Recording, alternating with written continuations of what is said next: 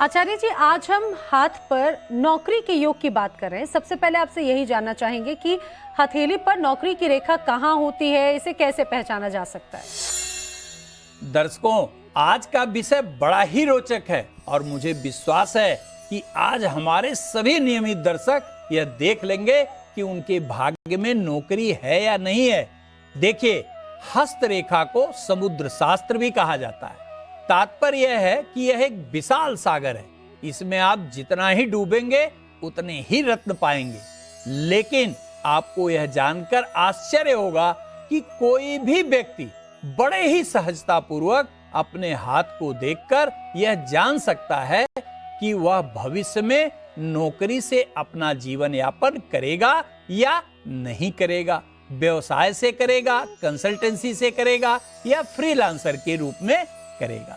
चलिए और विलंब न करते हुए अब हम विषय पर आते हैं। देखिए, लगभग प्रत्येक व्यक्ति के हाथ में 3 रेखाएं अवश्य पाई जाती हैं, जिसमें पहली रेखा को जीवन रेखा कहते हैं, दूसरी रेखा को मस्तिष्क रेखा कहते हैं और तीसरी रेखा को हृदय रेखा कहा जाता है। इस रेखा के अतिरिक्त अनामिका उंगली के अर्थात तीसरी उंगली के ठीक नीचे सूर्य पर्वत होता है और जिस व्यक्ति के हाथ में सूर्य पर्वत विकसित होता है तथा उस पर कोई खड़ी रेखा बनी होती है तो यह रेखा नौकरी की रेखा के रूप में जानी जाती है। मैं आपको दिखाता हूं। देखिए, यह हाथ है। यह सबसे बड़ी रेखा जो बृहस्पति और शुक्र के मध्य से निकलती है, यह जीवन रेखा कहलाती है। दर्शकों, ध्यान से देखिए। दूसरी रेखा जो लगभग जीवन रेखा से मिलती हुई निकलती है, यह मस्तिष्क रेखा कहलाती है। बहुत रेयरेस्ट हाथों में जीवन रेखा और ब्रेन लाइन कभी कभी अलग भी होती है। और इसके ऊपर अर्थात ब्रेन लाइन के ऊपर जो रेखा पैरेलल जाती है, बुध से शुरू होके बृहस्पति तक, किसी का शनि तक, यह हृदय रेखा कहलाती है। अब ध्यान से देखिए, ये तर्जनी उंगली, ये मध्यमा उंगली और ये अनामिका उंगली, ये कनिष्ठिका उंगली। अनामिका उंगली अर्थात 1, 2, 3, तीसरी उंगली के ठीक नीचे यहाँ पर अगर सूर्य रेखा बनी हुई है तो नौकरी की संभावना निश्चित है। यह रेखा जितनी पतली गहरी होगी, व्यक्ति को उतना ही सुंदर उच्च पद की प्राप्ति होगी। अच्छा, ये कि क्या हाथ को देखकर यह भी बताया जा सकता है कि किस तरह की नौकरी मिलेगी?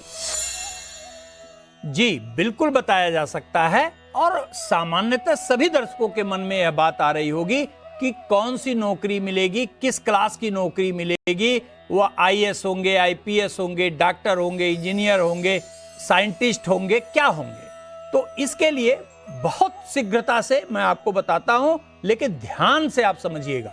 मैंने आपको पहले बताया कि अनामिका उंगली के ठीक नीचे सूर्य रेखा का साफ सुथरा होना अत्यंत आवश्यक है। यदि मंगल पर्वत, यहां ध्यान से देखिए, यदि मंगल पर्वत पूर्ण रूप से विकसित है, बृहस्पति विकसित है और आपका अंगूठा बलवान है, बलवान का सेंस बड़ा है, तो निश्चित रूप से आप जान लीजिए कि आपको क्लास 1 की नौकरी मिलनी ही मिलनी है। और यदि आपका सूर्य रेखा बृहस्पति से कनेक्टेड है तो निश्चित रूप से आप साइंटिस्ट का कार्य कर सकते हैं। ठीक इसी प्रकार यदि बुध से निकलती हुई कोई भी रेखा आपके नौकरी की रेखा अर्थात सन लाइन को टच कर जाए तो आप कंसल्टेंसी से संबंधित नौकरी निश्चित रूप से करेंगे।